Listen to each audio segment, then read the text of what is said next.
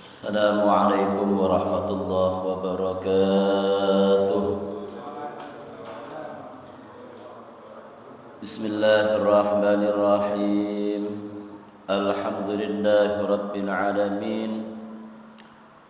Wa bihi nasta'inu ala umuri dunya waddin. Wassalatu wassalamu ala habibi rabbil alamin. Sayyidina wa habibina wa syafi'ina wa tabibi qulubina Muhammad wa ala alihi wa sahbihi wa man tabi'a hudahu ila yaumiddin. Rabbi israh li sadri wa yassir li amri وسدد لساني واهد قلبي بحق محمد صلى الله عليه وسلم. اللهم صل وسلم على سيدنا محمد مفتاح باب رحمة الله عدد ما في علم الله صلاة وسلاما دائمين بدوام ملك الله. أما بعد. Hadratul muhtaramin, para jamaiyah pengajian rutinan malam Ahad. Pertama-tama kita bersyukur kepada Allah Subhanahu wa taala atas limpahan nikmat, limpahan anugerah ditetapkannya iman dan Islam kita. Mudah-mudahan Allah Subhanahu wa taala menetapkan iman dan Islam sampai kita menghadap kepada Allah Subhanahu wa taala dalam keadaan husnul khatimah indal maut, dalam keadaan husnul khatimah indal maut. Yang kedua, mudah-mudahan salawat serta salam tetap kita haturkan dan kita hadiahkan kepada baginda Nabi besar Muhammad sallallahu alaihi wasallam, yang mudah-mudahan dengan menambahkan rasa cinta kita kepada Nabi dan syariatnya menjadi suatu sebab kita akan mendapatkan syafaat pandangan beliau di dunia ataupun akhirat kelak.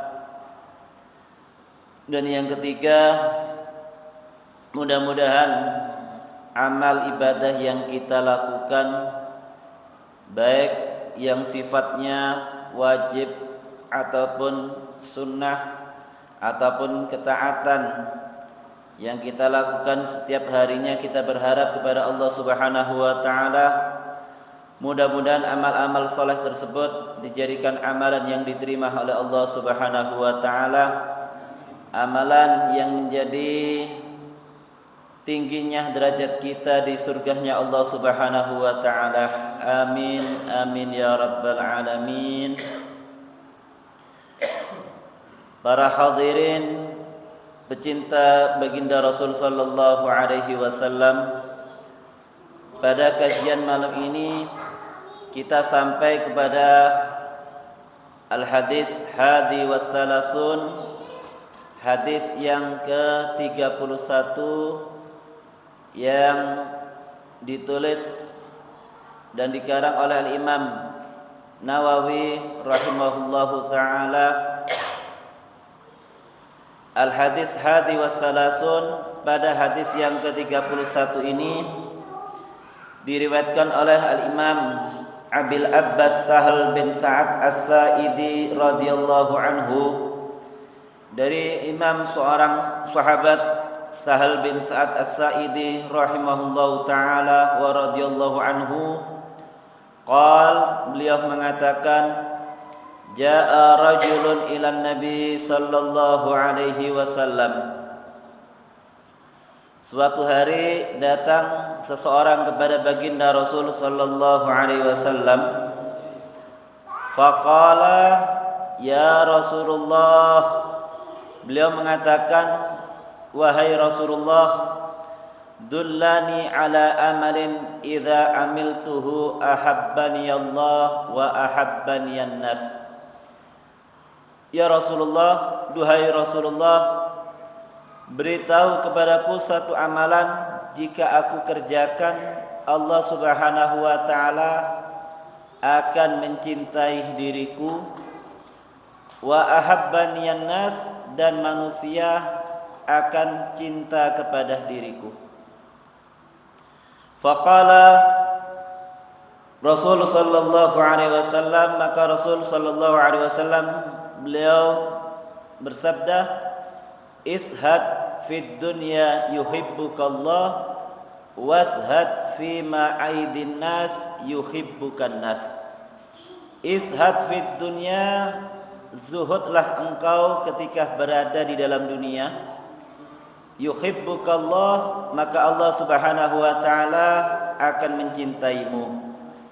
Washad fi ma aidin nas, dan zuhudlah dirimu fi ma aidin nas, pada apa yang telah dimiliki oleh orang lain, maka manusia akan cinta kepada dirimu. Hadisun hasanun, hadis ini derajatnya yaitu hadis hasan. Rawahu Ibnu Hamajah, yang diriwayatkan oleh Imam Ibnu Majah, wa ghairuhu, dan yang lainnya, bi asanida hasanatin, dengan beberapa sanad yang sangat bagus sekali. Hadis yang ke-31 menjelaskan tentang apa itu satu amalan yang menjadikan kita mendapatkan cinta Allah Subhanahu wa taala, dan satu amalan yang menjadikan kita dicintai oleh manusia. Maka perawi hadis ini seorang sahabat al-jalil, seorang sahabat jalil yang bernama Sahal bin Sa'ad. Jadi Nabi SAW merubah namanya Sahal. Ya. Jadi Sahal itu dulu namanya Huznan. Ya. Huznan dalam arti bahasa Arab artinya sedih, susah. Ya. Maka sunnah merubah nama seseorang yang mempunyai makna yang kurang baik, kurang bagus, untuk tafaulan. Ya.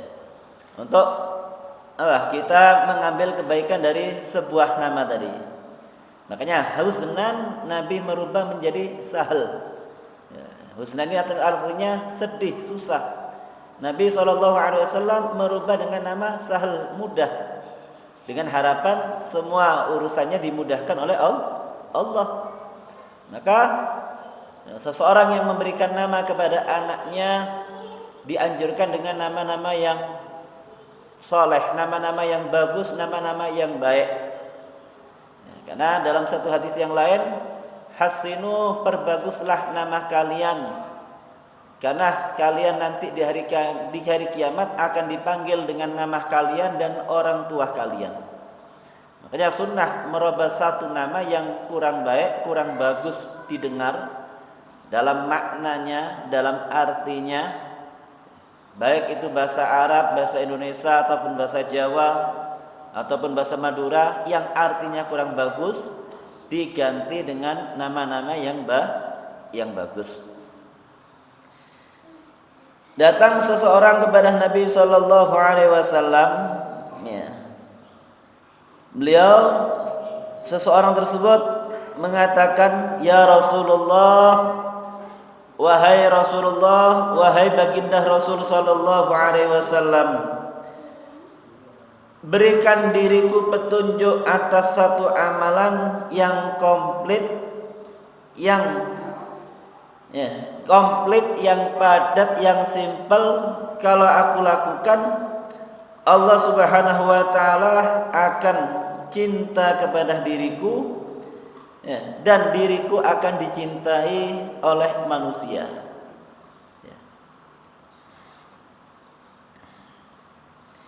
Jadi kecintaan manusia kepada seseorang, apa kata Allah? Kalau Allah mengatakan cintailah orang tersebut, maka malaikat akan memanggil dari atas langit, "Akhibbu fulanan fa inni uhibbuhu." cintailah si fulan tersebut karena aku mencintainya. Ya. Berapa banyak orang-orang yang soleh, berapa banyak para wali-wali Allah Subhanahu wa taala, orang-orang yang dicintai oleh Allah, meskipun beliau meninggal, meskipun orang soleh tadi meninggal, maka enggak sepi. Banyak orang yang selalu berdatangan baik siang ataupun malam. Karena Allah Ta'ala yang memerintahkan untuk mencintai orang tersebut. Dan sebaliknya, kalau Allah Ta'ala memerintahkan orang tersebut gak disukai oleh manusia, Allah akan mengatakan kepada malaikat, jangan engkau senangi, jangan engkau cintai si fulan, karena Allah Subhanahu wa Ta'ala gak senang kepada orang tadi. Maka kalau seseorang mendapatkan mahabbatullah, kecintaan Allah Subhanahu wa taala, maka orang tersebut akan dicintai oleh manusia. Maka Rasul sallallahu alaihi wasallam memberikan solusi agar seseorang tadi mendapatkan cintanya Allah Subhanahu wa taala. Ishad fid dunya yuhibbukallah. Zuhudlah engkau di dalam dunia, maka Allah akan cinta kepadamu.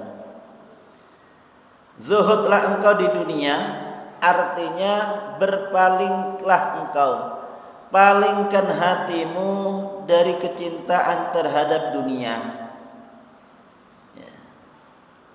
Jadi bukan orang dikatakan oleh orang zuhud gak boleh punya dunia.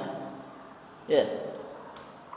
Jadi dikatakan orang zuhud tidak meletakkan kecintaan dunia di dalam hati. Ya. Aman Badi Sanjang mau mengatakan apa? Enggak zuhud Habib Alwi bin Segaf As-Segaf Bonakum niku. Karena beliau orang yang kaya, tapi kekayaannya menghantarkan beliau untuk mencapai suatu derajat yang tinggi. Ya. Bahkan Syekh Abdul Qadir Al-Jailani seorang yang kaya, tapi loman. Nah, iku sing soro. Ya, Habib Alwi bin Segaf As-Segaf Bonakum dalam satu riwayat hidupnya beliau orang yang kaya. Hampir tiap lebaran itu membagikan 1000-2000 sarung. Ya. Kita ya cok 10 Pak, kadang 5 iku abot. Ya, mau memberikan hartanya, melepaskan kecintaan dunia di dalam hati. Makanya orang-orang terdahulu meskipun orang kaya, memiliki jabatan, memiliki dunia, tapi hanya dalam tangannya. Allahumma ij'alid dunya fi aidina wa la taj'alid dunya fi qulubina. Ya Allah, jadikanlah kekayaan kami dalam urusan harta dunia hanya di tangan kami, jangan sampai masuk ke hati kami. Berapa banyak orang yang kaya tapi dia punya hati yang yang hatinya zuhud. Ya. Maka Syekh Abdul Qadir Jailani juga pernah menyembelih 40 ekor kuda. Jadi ada orang sakit, dia mengatakan, kenapa Syekh Abdul Qadir Jailani ini katanya seorang wali, tapi kok kaya, diriku ini sakit. Ya. Dan kebetulan ada orang yang ngerti penyakitnya akan sembuh dengan memakan hati kuda. Hati kuda sebanyak 40. Maka ketika datang ke Syekh Abdul Qadir Jailani, tiap hari disembelihkan onta sampai 40 hari. Nah, niku Syekh Abdul Qadir Jailani meskipun seorang kaya, seorang waliullah, tapi tidak meletakkan kecintaan dunia. Bahkan 40 kuda tadi dibukakan oleh Allah Ta'ala dan hatinya diberikan kepada orang tadi untuk kesembuhan penyakitnya. Ya. Kita kan mau mikir Pak, ya, 40 onta, 40 kuda, ya, satu sapi itu sih apa tuh? Untuk kita korbankan di waktu Idul Adha. Ya, masih ada kecintaan dunia dalam hati kita. Buktinya kita mau korban kambing satu berat. Ya, 4 juta, 5 juta, Pak. Ya. Maka rasa cinta yang ada dalam hati, kecintaan dalam dunia, orang tadi tidak bisa dikatakan zuhud. Ya. Enggak bisa dikatakan zuhud dan tidak mengambil dari dunia kecuali untuk perbuatan menyebabkan kita semakin dekat kepada Allah. Itu yang dikatakan zuhud. Kita mengambil dari yang halal dari dunia dan menggunakan untuk hal-hal yang diridhai oleh Allah Ta'ala di dunia, dan membuang rasa cinta di dalam hati yang ada pada diri kita masing-masing. Nah, itu kan berat, nah, kalau kita nggak melatihnya, ya.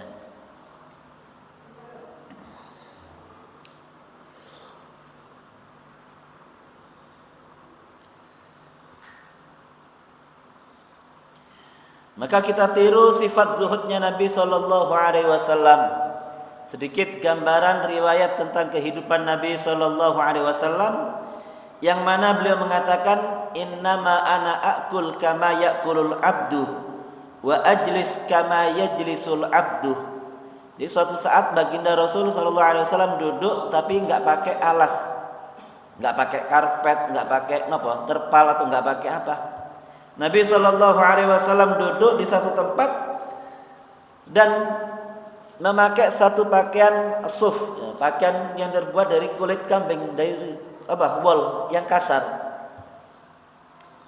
Wa yakul, dan makan makanan yang enggak diayak, ya, kan makan makanan gandum tapi enggak diayak, enggak dihaluskan.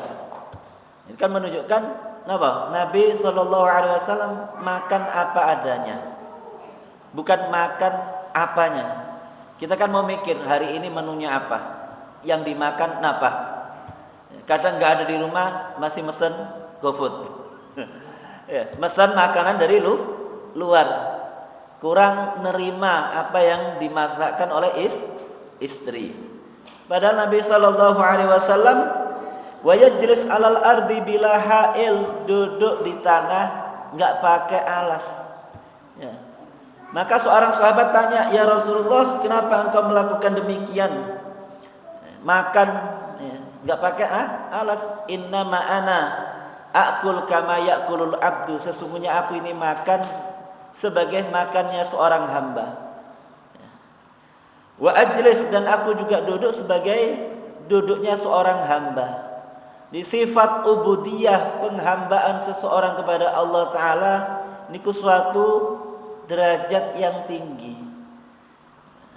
Sifat penghambaan seseorang kepada Allah dan memalingkan hati dari urusan dunia, satu sifat yang terpuji.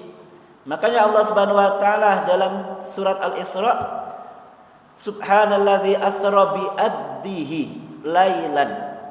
Allah mengatakan, Maha suci Allah yang mengisrakan hambanya di malam hari dari Masjidil Aqsa, dari Masjidil Haram ke Masjidil Aqsa, dan dari Masjidil Aqsa ke Sidratul Muntaha. Jadi sifat penghambaan suatu sifat yang mulia, enggak menganggap dirinya ini paling kaya, dirinya paling istimewa. Ya.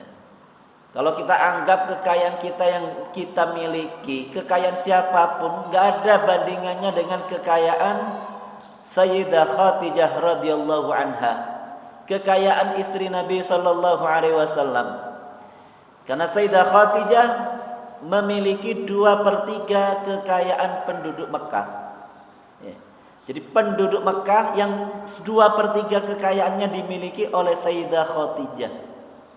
Dan 2/3 kekayaan beliau miliki dipergunakan untuk perjuangan agama Islam dan diberikan kepada Nabi secara keseluruhan.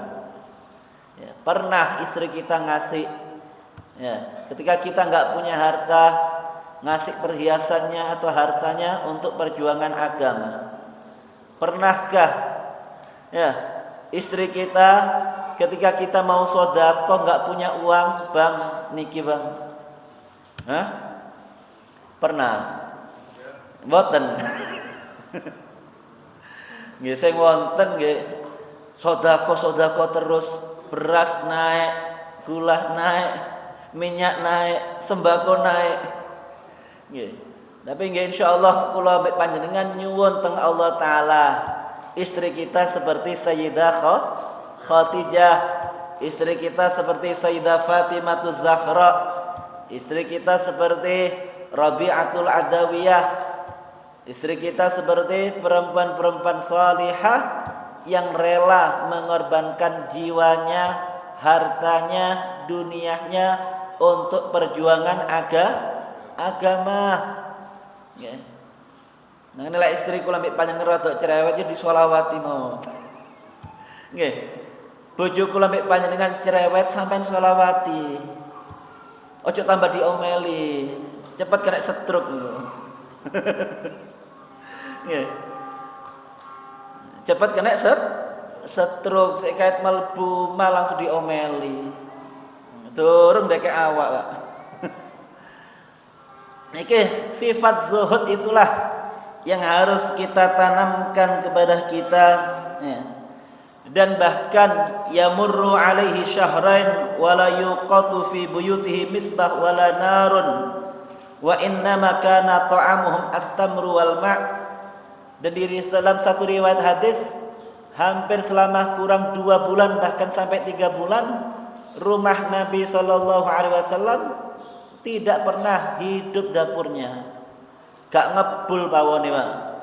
Hah? Amen coba gak ngebul sedina, Pak. Nggih, ono piring pecah moro, piring terbang. Niku di rumah Nabi bahkan sampai 2 bulan 3 bulan tidak hidup api yang ada dalam dapur. Ya. Litabkhin untuk masak bal, tetapi apa yang dimakan oleh Rasul kurma dan air. Cukup dengan kurma dengan air. Tapi nggih ojo sampean sedayahno Kanjeng Nabi kurma mbek banyu tok terus sampean gak gelem adang, Bu.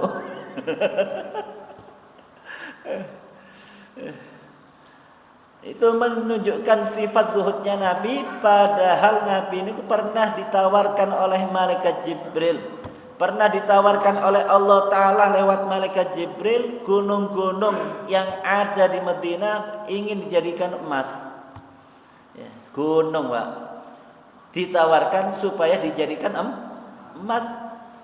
Maka Rasulullah menjawab, la ya Jibril, tidak wahai Jibril, tetapi aku ingin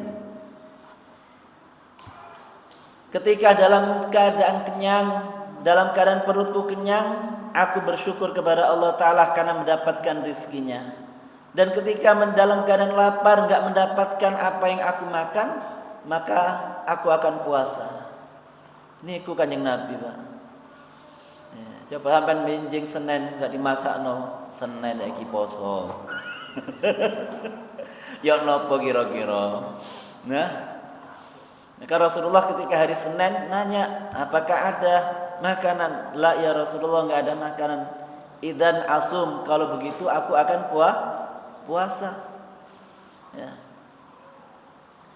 Maka di antara sifat zuhudnya Rasul ketika beliau tidur di atas tikar dan membekas di badannya, maka Sayyidina Umar radhiyallahu anhu baka menangis. Rasulullah sallallahu alaihi wasallam nanya, "Ma yubkika ya Umar?" Apa yang menjadikan dirimu itu nangis Sayyidina Umar? Padahal Sayyidina Umar ki paling wanine wong. Ya. Ketika sebelum masuk Islam disegani oleh orang kafir, ditakuti oleh orang kafir. Bahkan ketika masuk Islam ditakuti oleh orang kafir. Ma yubkika? Apa yang membuat dirimu nangis wahai Sayyidina Umar? Qal, Sayyidina Umar, ingat aku ya Rasulullah, aku ingat cerita raja-raja Kaisar, raja-raja Kisra. Mereka memakai sutra memakai tempat tidur yang empuk, memakai pakaian yang mewah. Wa anta Rasulullah wa khiratu khalqihi ala hada, dan engkau utusan Allah dan pilihan Allah Ta'ala di hari makhluk-makhluknya yang paling bagus dalam keadaan seperti ini. Ketika tidur, bangun Rasulullah dari tidurnya berbekas dari tempat tidur, menunjukkan tempat tidur Rasulullah ini enggak halus seperti tempat tidur kita. Kita kan enggak, kadang kurang empuk ganti wayahnya. Wayah kan ganti. Rasulullah mboten, merasa cukup dengan apa yang beliau miliki. Maka Rasul mengatakan kepada Sayyidina Umar, "Ya Umar, afi syakkin anta ya ibn al-Khattab?" Apakah engkau ragu wahai Umar bin Khattab? Apakah engkau meragukan diriku wahai Umar bin Khattab?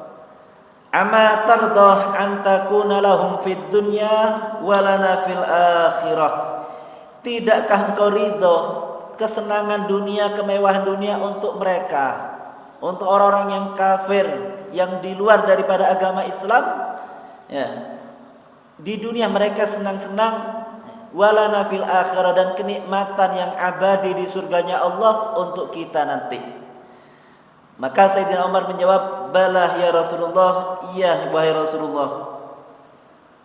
Ulaika ujjilat lahum fahuwa kadzalik, ulaika ujjilat lahum thayyibatun fi hayatid dunya."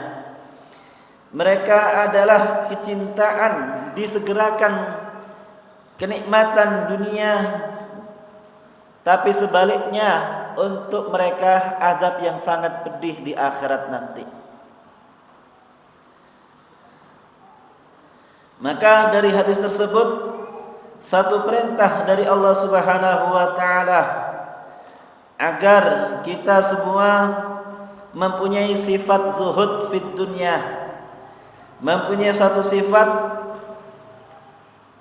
membuang kecintaan dalam hati kita di dunia, di hati kita, kecintaan dunia di dalam hati kita, meskipun kita mempunyai dunia yang banyak.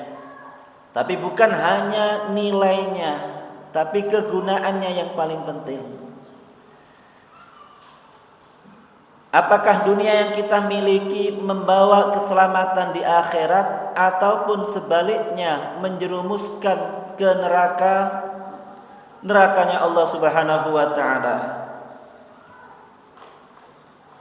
Maka suatu hari Abdullah bin Umar radhiyallahu anhuma dipegang pundak beliau oleh Nabi sallallahu alaihi wasallam. Faqala kun fid dunya ka'annaka gharib au abiru sabil. Wahai Abdullah bin Umar, jadilah engkau seseorang yang di dunia seperti orang yang asing, au abiru sabil, atau orang yang melewati jalanan. Tentunya kalau kita pengen orang yang asing yang ziarah di satu tempat, enggak lama, mungkin 2 hari, 3 hari. Katakanlah orang tadi berangkat umroh paling 12 hari, 15 hari akan kembali lagi.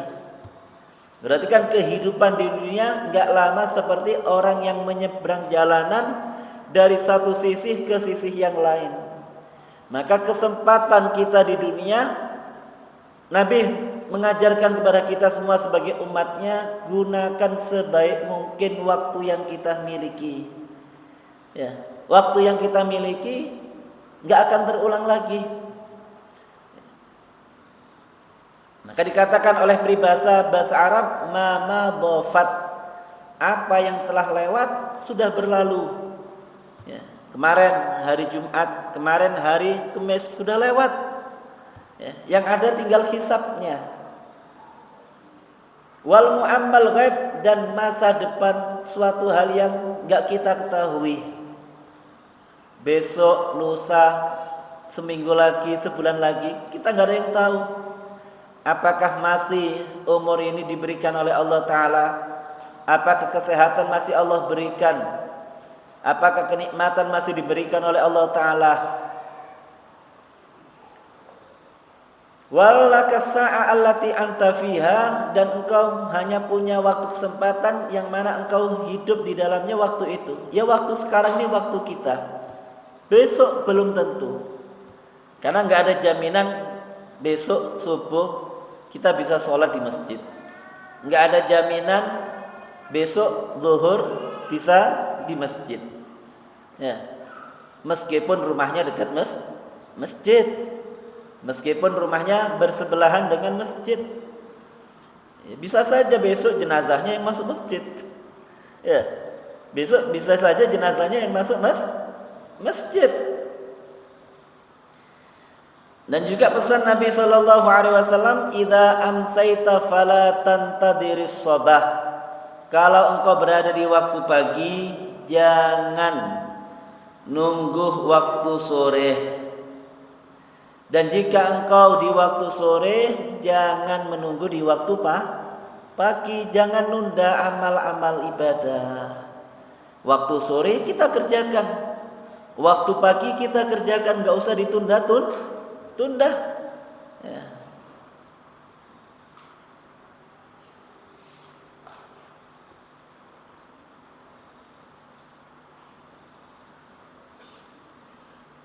Dan yang kedua dalam hadis tersebut, wazhad fi ma'aidin nas yuhibbukan nas. Dan zuhudlah engkau dengan apa yang ada di hati manusia, yuhibbukan nas, engkau akan dicintai oleh manusia. Engkau akan dicintai oleh manusia. Jadi intinya zuhud ini bukan dengan cara mengharamkan yang halal, dan tidak juga menyia-nyiakan harta, atau juga menghamburkan harta pada tempat yang tidak sebenarnya. Tetapi apa yang kita miliki tidak menjadikan kita lebih percaya dengan apa yang dimiliki oleh Allah. Tapi kan kadang manusia ini sudah dapat rizki yang dikit, dia merasa sombong, Pak. Ya, merasa sombong. Lek dudu aku gak bakal ngene. Kalau bukan diriku gak akan demikian. Gak meyakini rizkinya Allah, tapi dari usahanya sendiri.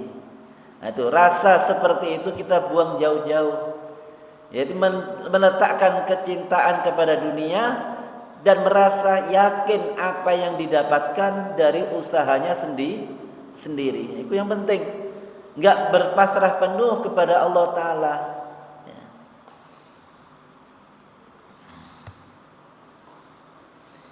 Makanya kenapa diantaranya kita enggak boleh mengharapkan apa yang dimiliki oleh orang lain. Mengharap boleh kepada Allah, tapi mengharap kepada manusia yang tidak diperbolehkan. Jadi menggantungkan hati kita kepada makhluk, ngarep pemberian makhluk, mengharap pemberian orang lain, itu yang nggak boleh. Kadang orangnya cukupan, ya, tapi masih minta kepada orang lain, ya.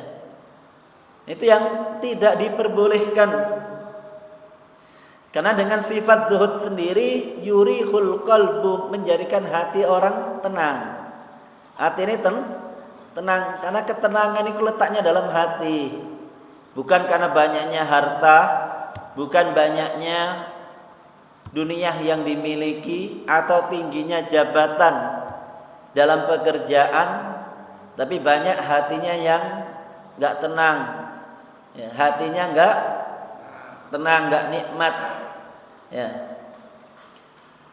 Warraghbah fiha, tapi banyaknya keinginan dalam dunia, tuksirul ham, membuat seseorang tadi nambah kesempekan, nambah pikiran, banyak keinginan, pengen niku, ya.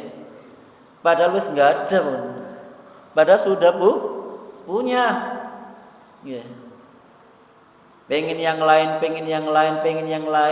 Memang sudah dijelaskan oleh Nabi Shallallahu Alaihi Wasallam, "Lau kana libni Adam wadiyani min dhahab, la tamanna an takuna salisah. Seandainya anak Adam manusia ini punya 2 lembah emas, maka mengharapkan yang ketiga. Punya yang ketiga pengen mengharapkan yang keempat. Yang keempat pengen mengharapkan yang seterusnya, kelima, keenam. Dan juga menyebabkan kesedihan dalam hati seseorang. Kalau hati seseorang tadi nggak ada sifat zuhud, ya, nggak ada sifat zuhud, makanya Nabi memerintahkan untuk melihat urusan dunia ke yang lebih rendah. Ya, alhamdulillah masih diberi kenikmatan oleh Allah Ta'ala, nggak ada sepeda motor, ya, timbang punya sepeda engkol. Yang punya sepeda engkol alhamdulillah disyukuri daripada yang jalan. Yang jalan juga harus bersyukur masih diberikan kaki yang kuat untuk melangkah ke masjid. Ya. Kadang sih nggak ada pabrik, betul untuk masjid. Ya. Alhamdulillah masih diberikan kaki meskipun nggak punya sandal, karena banyak yang nggak punya kaki atau yang punya kaki tapi lumpuh, ngesot jalannya. Ini kita harus syukuri. Yang ngesot pun harus syukur, karena masih bisa ngesot. Masih banyak yang nggak berbaring di atas kasurnya. Yang di atas kasur juga bersyukur masih diberi kenikmatan hidup, bisa zikir lesannya, meskipun nggak bisa bergerak anggota tubuhnya.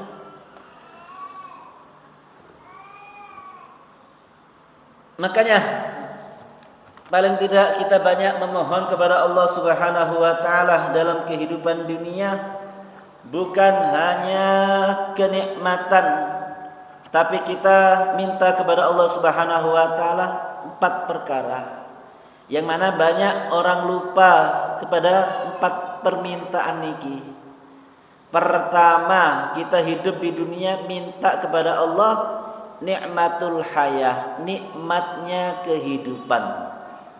Banyak orang yang enggak merasa nikmat hidupnya, padahal sudah diberi kehidupan.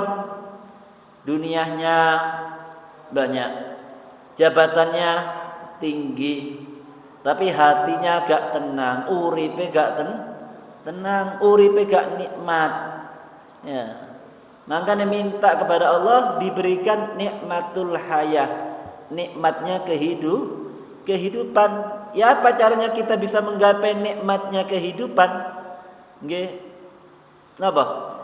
Iman lan taqwa maring Allah Ta'ala. Iman kita tingkatkan, ketakwaan kita tingkatkan, kecintaan kepada Rasul kita tingkatkan dan kita buktikan. Insyaallah nikmatul hayah akan kita capai. Nikmatnya kehidupan akan kita capai. Ya. Jadi ketika orang tadi dapat nikmat kehidupan, kapanpun dan dimanapun dia hidup akan merasa nikmat. Bukan karena dia hidup di kota, bukan karena dia hidup di desa, atau hidupnya di pegunungan, ataupun di pesisir pantai. Ya.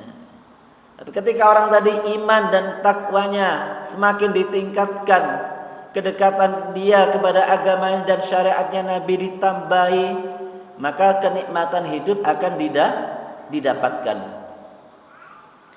Yang kedua, banyak orang hanya minta rizki yang banyak. Ya kan, gak ono wong njaluk rezeki titik, Pak. Lek ono aku pengen rosing di wonge. Kan banyak orang minta kasratur rizki, minta banyaknya rizki, tapi lupa minta al barokah fiha, minta keberkahan di dalam rizkinya. Makanya lek njaluk iku akeh-akeh. Ya, njaluk papat iki cukup, Pak. Insyaallah cukup. Ya, ojo njaluk akeh rezeki, minta juga kepada Allah wal barakatu fiha. Keberkahan di dalam rizki. Karena Allah kalau sudah memberikan keberkahan dalam rizki, yang dikatakan al-barakatu jundun khafiyun min junudillah, tentara yang samar dari tentara-tentaranya Allah. Idza halat fil mal kasarathu, kalau menempati suatu harta maka akan menjadikan harta tadi banyak. Ya. Kita contohnya orang penghasilan pas-pasan, nggak jawab. Sering kita dengar dia hanya tukang becak tapi bisa berangkat umroh, tapi kan berkah rizkinya. Ya. Punya pabrik gak budal-budal umroh, ziarah wali limo gak kober. Ya. Sampai deketi istrinya itu gak kober. Ya tekone kebengen. Ya. Tekone kebengen, datangnya jam 11, jam 12, berangkat lagi jam 4, jam 5 subuh. Sampai keluarga gak ketemu, sama anak gak ketemu. Ya. Nanti berangkat ziarah. Napa maning umroh gak kober jadi. Napa maning ngaji gak kober. Ya. Minta keberkahan rizki. Wa idza halat fi waladin, kalau rizki tadi, keberkahan tadi berada menempati anak, maka menjadikan anak tadi soleh solihah. Ya. Dan kalau menempati jiwa seseorang, maka orang tadi akan diberi ketenangan di dalam hati. Ya. Dan yang ketiga, minta kepada Allah Ta'ala keluarga sing tentrem, anak istri salihah, keluarga tentrem, sejahtera. Niku Pak. Nah, kadang sama keluarganya sendiri kurang perhatian. Kita sebagai keluarga, kepala keluarga kurang perhatian dengan anak, kurang perhatian dengan istri, sampai nggak tahu anakku kelas piro ya. Nggih. Lah insyaallah bapak-bapak niki lupa tanggal lahirnya anak, tapi lah insyaallah ibu-ibu niku ingat. Nggih. Eling sampean tanggal lahir anake lali. Nikah mohon lali kapan nikahnya. Tapi ibu-ibu niku eling tanggalnya, bulannya, tahunnya. Nggih. Eling mosok anake dhewe gak eling. Tahun piro lahir anakku yo. Tapi meskipun kita nggak tahu, jangan sampai pendidikan agama yang ada di keluarga kita nggak kita perhatikan. Wis, gak masalah lah, gak ngerti tanggal lahirnya, ninggalin kakak. Tapi yang jadi masalah, yang jadi masalah kalau seorang kepala keluarga nggak perhatian dengan pendidikan agama, ibadah dan ketaatan keluarganya. Gak ngerti keluarganya menjalankan ibadah, apakah dia menjalankan sholat, apakah ngerti agama, ngerti syariat, ngerti sahabat, ngerti sejarahnya Rasulullah Sallallahu Alaihi Wasallam, nggak ada perhatian kepada suami. Nah, itu yang bahaya. Aja ngomong gak bahaya. Niku bahaya kalau seorang suami nggak memberikan pendidikan kepada istrinya tentang agama. Karena kan sebagai seorang imam yang bisa nuntun dan menyelamatkan keluarga, bukan hanya di dunia tapi di akhirat, diselamatkan dari nerakanya Allah. Ini penting. Jadi yang ketiga, minta kepada Allah keluarga kula mbek panjenengan, keluarga kita semua diberikan ketenangan, diberikan ketentraman jiwa, diberikan kesejahteraan, dekat dengan agama, dekat dengan Allah, dekat dengan Rasulnya, dan dekat dengan keluarga. Saling mengerti urusan sosial dengan tetangga, nggak cuek. Yang keempat, yang kita minta kepada Allah Subhanahu wa taala untuk kita dan keluarga kita, untung dunia akhirat. Selamat wonten dunia, selamat wonten akhirat. Nah, niku sing paling penting. Maya pentingnya ngaji niku ngoreksi awak kula mbek panjenengan, melihat kekurangan apa yang ada dalam hati kita, apa yang kurang dalam perilaku keluarga kita, apa yang kurang kita lakukan dari ajaran agama, ya, supaya kita bisa memperbaiki. Ayo kabeh kita semua ini punya kekurangan. Jangan nganggap kita ini punya kelebihan. Masih banyak kekurangan-kekurangan kita yang harus kita perbaiki setiap waktu, setiap saat. Setiap waktu dan setiap saat kita minta kepada Allah, ya muhawwilal ahwal, hawwil halana ila ahsanil hal. Wahai zat yang merubah keadaan, robahlah keadaan kami ila ahsanil hal, kepada keadaan yang lebih baik. Minta kepada Allah keadaan kita dirubah oleh Allah kepada keadaan yang lebih baik daripada hari-hari sebelumnya.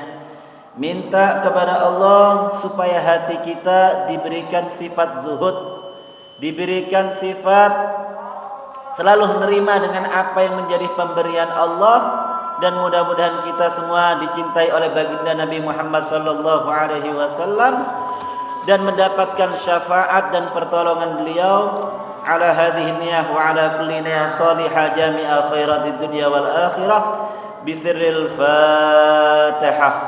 Bismillahirrahmanirrahim. Iyyaka na'budu wa iyyaka nasta'in ihdinas siratal ladzina an'amta 'alaihim waladdallin. Kita baca Fatihah, kita hadiahkan untuk Kiai Haji Muzaki Birul Alim. Ya. Beliau ini orang Bendungan, istri beliau Bendungan. Ya. Selaku Rais Syuriah PBNU Pasuruan.